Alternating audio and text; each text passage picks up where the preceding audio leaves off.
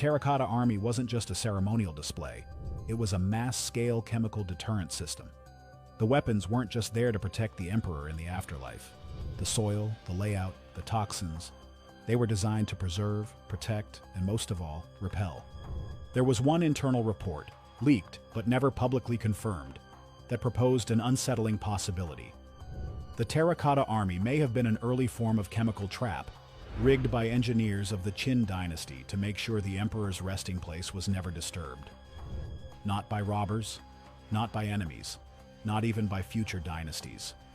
Over time, the poison seeped into the soil, and the preservation of the warriors was just a byproduct of the death zone they were buried in. In a way, it worked. But there was one more piece of the puzzle that pushed this theory towards certainty. Using ground-penetrating radar, one team detected an underground shaft stretching east of Pit 2. It was lined with what appeared to be ventilation ducts, or at least their ancient equivalent. Why would an underground tomb need airflow?